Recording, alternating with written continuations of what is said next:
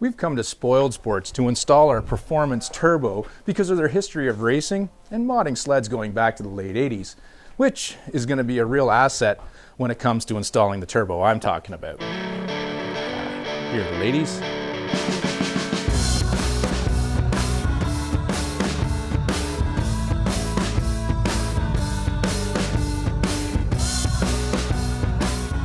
Spoiled Sports is a full-line Polaris dealership located in Bowmanville, Ontario, just east of the GTA.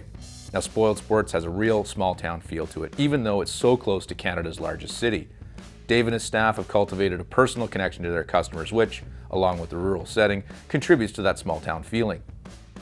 In addition to the Polaris side of the business, Dave has an extensive inventory of used parts and the personal knowledge and experience of been there, done that to go along with it. Racing, rebuilding, or repairing, Dave and his guys know what they're doing. He even has a pretty good collection of vintage iron hidden away behind the dealership, which is one of the reasons we came here, because we needed a very specific kind of Polaris sled to install this turbo. And by the way, if you make the trip to Spoiled Sports and you're looking to talk to Dave, all you gotta do is listen, because it won't be too long before you hear his very distinctive laugh. You know you're good when you can belt out a laugh like that.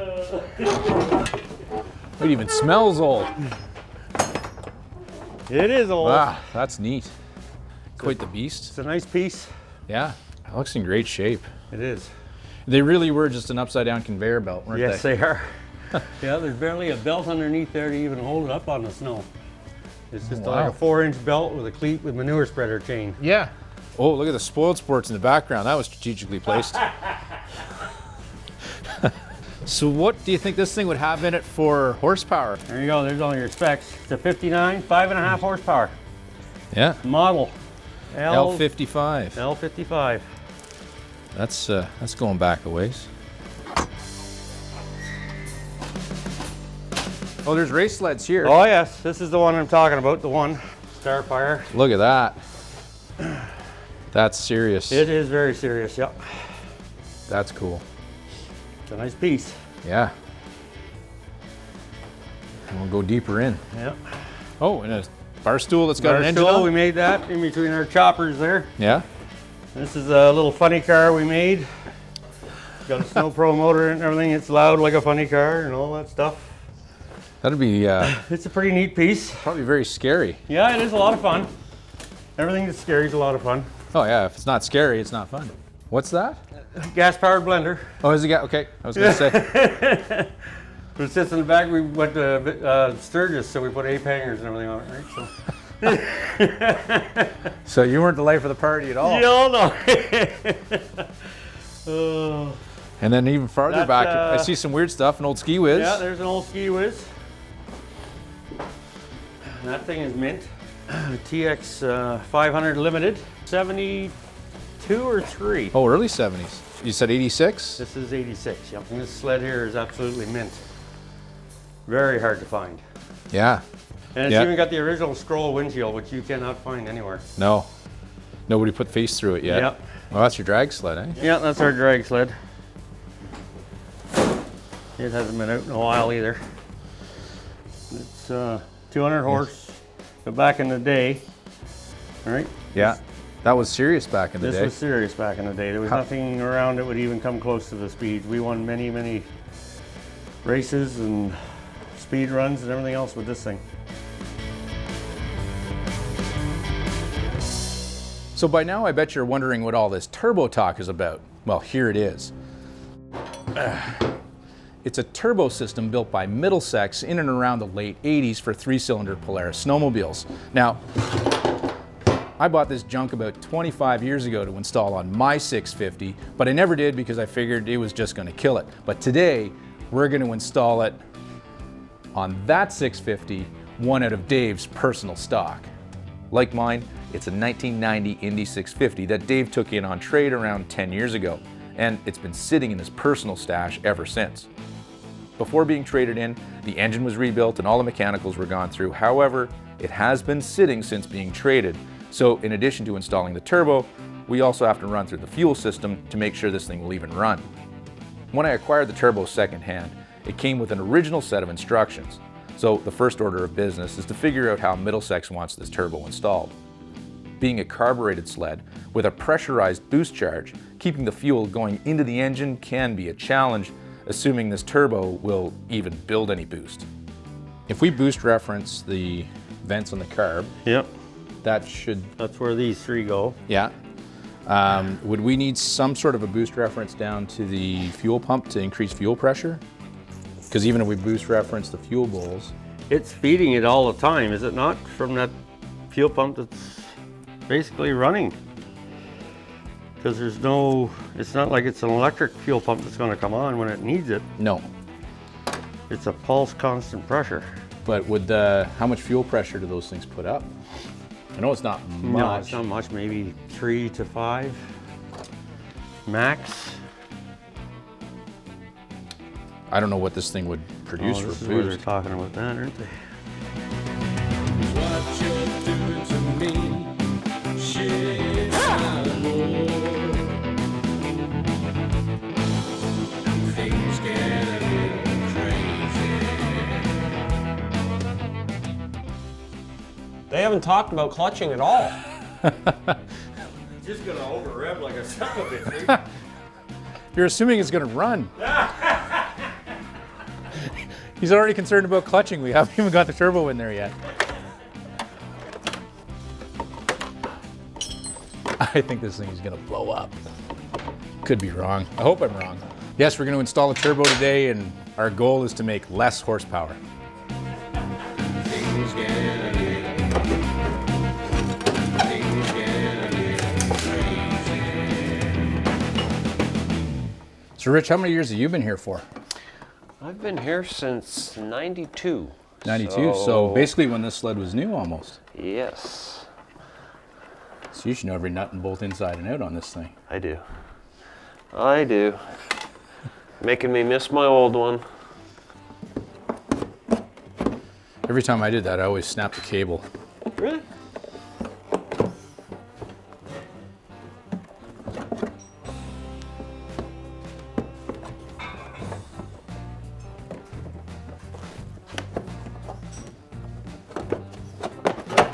Guess I'm going back to my lake days when everything was quick release. Yeah.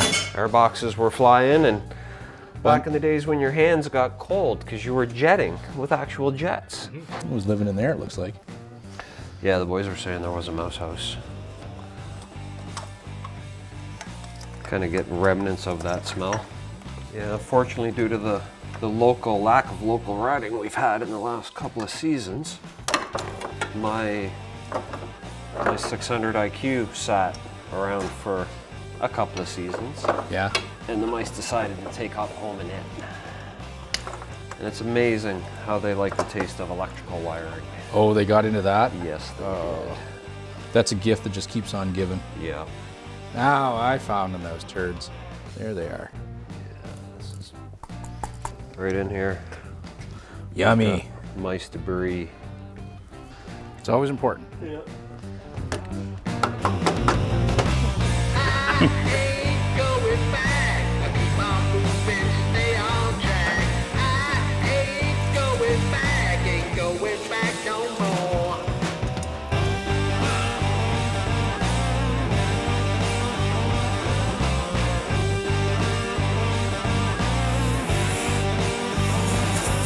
I ain't going back.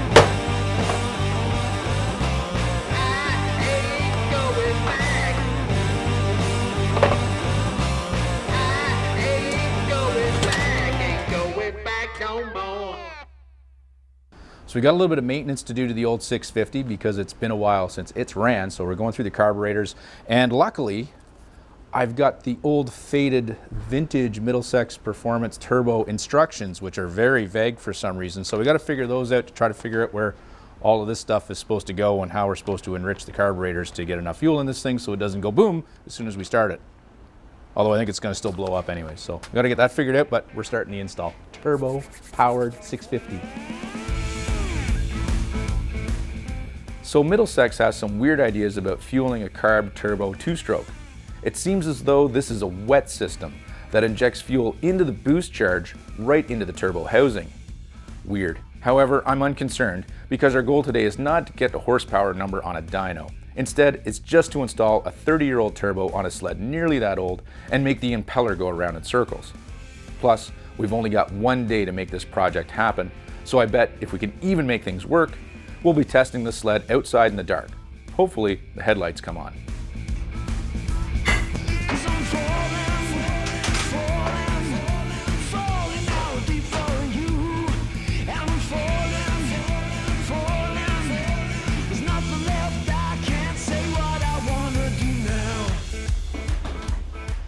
So in order for this turbo to work in a 2-stroke application where there's no crankcase for the oil to come from and drain back to for lubrication of the turbo, it's got its own reservoir and oil pump here to keep the bearings supplied with lubricants.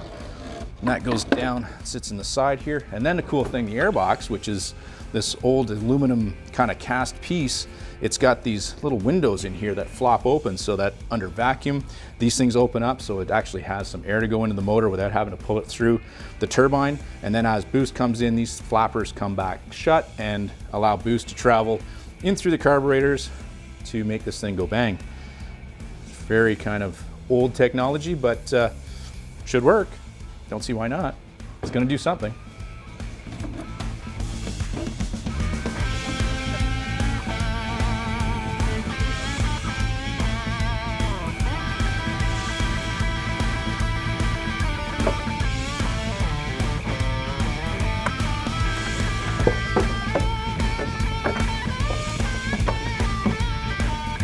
That one's happy. When do you figure the last time this sled ran? 10 years ago? Yeah, I think it was 10 years ago. Yeah.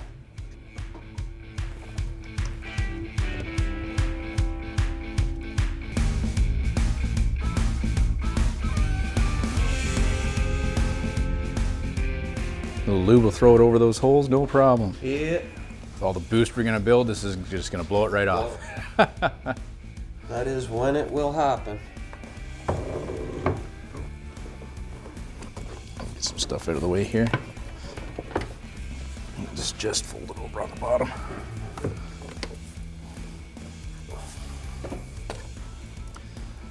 Too bad we couldn't move that steering post a little bit. I think once it slips into the carburetor and gets that It'll come boot over ahead. to, yeah, I think it'll be good. It's just getting it over the carb. That's an airbox in a snowmobile. It is a boosted airbox. True, a boosted airbox. The next thing is, I guess I'll put the turbo in. Let me do that. Turbo. Margarita time.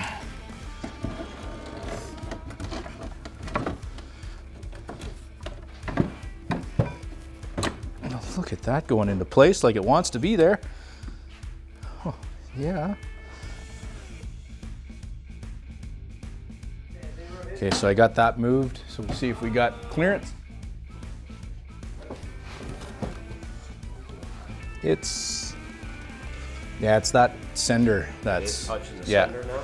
Now if we had a plug, we can get rid of the sender because we don't really care if there's oil pressure in there or not. We need a Two different sizes there. 1/8 pipe plug will work on that. I was watching this really knowledgeable guy on TV and he said you chew these things and you can get them over top of the barbs.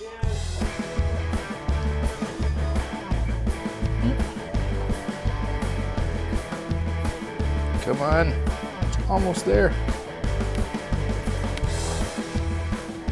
Oh, made it. I win. This is a great spring puller. Yeah. I'm living on the edge.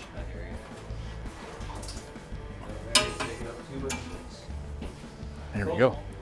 I only dripped a little bit of oil past the fill neck. Oh, this is. This is gonna bubble back. Yeah. We don't have room to breathe, right?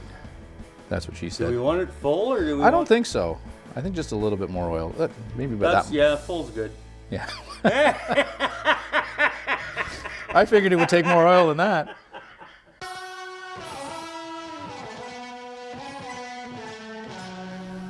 Don't see any fuel leaking. That's a pretty good blowjob you got going on there, Dave. All good. Got some premix. You want to or- give us a couple of pulls? Yeah, I can go. We'll just get her to go ding-a-ding and then we'll... No, there's no key in it. I think it's unplugged in. Yeah, it's unplugged. Yeah. Yeah. We're good.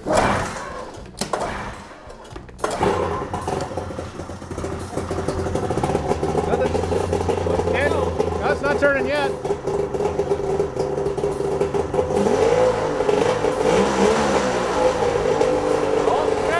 It was kind of going around.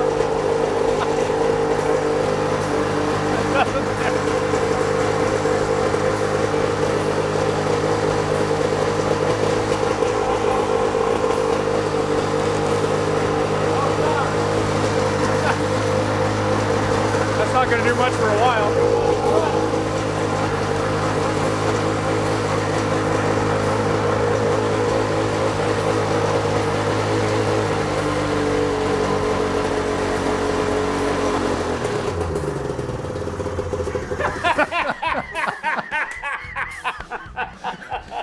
And the squirrel wheel was even going around a little bit, just moving. This thing is going to kill power, not add. No way to no kill switch. no way to shut it off. But I wonder if we should try, because that little bypass, it's not really seating against anything. I got it where I think it's supposed to be. Maybe we'll fire it up and turn it to see if it makes a bigger reaction.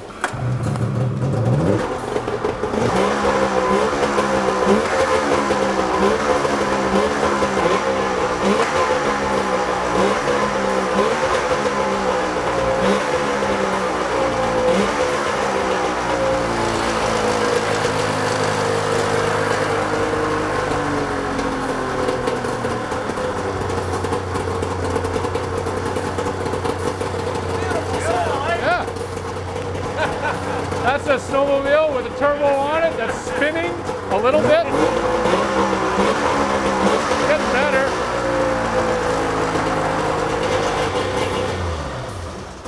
Nice. Yeah. I'm almost thinking we should take it outside, see if it moves on its own. Money can't buy the look in your eye. No matter what you say, I'm gonna get away. So we are now successful. We have a turbocharged 1990 Indy 650, and it's about to go on its maiden voyage. It hasn't actually moved itself on its own in 10 years, so it's about to drive out of the shop with Rich as the pilot. Let me pre-lube the turbo for you here. Contact. And away you go. I'll open the door when you get it running. We'll get the door. Or Dave's got the door? We'll have to.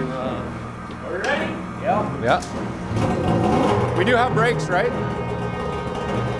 Yeah. Something sort of like brakes.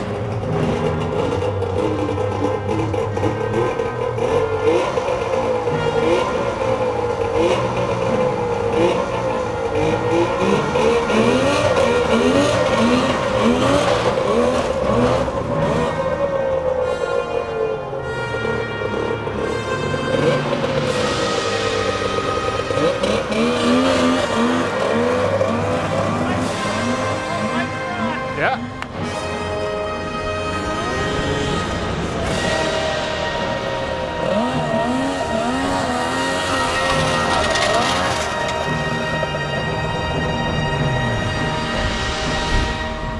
Who says you need snow to go snowmobiling? Now, did it have more power than a stock Indy 650? Or a little hard to tell? It was hard to tell. When the headlight went out, honestly, I was expecting a different result. The motor to keep running when the headlight went out. That's amazing. Now, I hope it just has as much power as a 1990 650. It's definitely comparable. Definitely comparable. So we did nothing today. We installed a turbo, which is amazing and awesome, but we really did nothing for power. No. No. What do you want to do from here? You want to go for a ride? I'll go for a ride. I don't need a headlight. So we have some success. We've got a 650 Indy with a turbo on it, but the engine doesn't shut down. You have to choke it off, and the brakes don't work. But it's nighttime, and it's a good time to go for a test ride. So we're gonna give this thing a shot.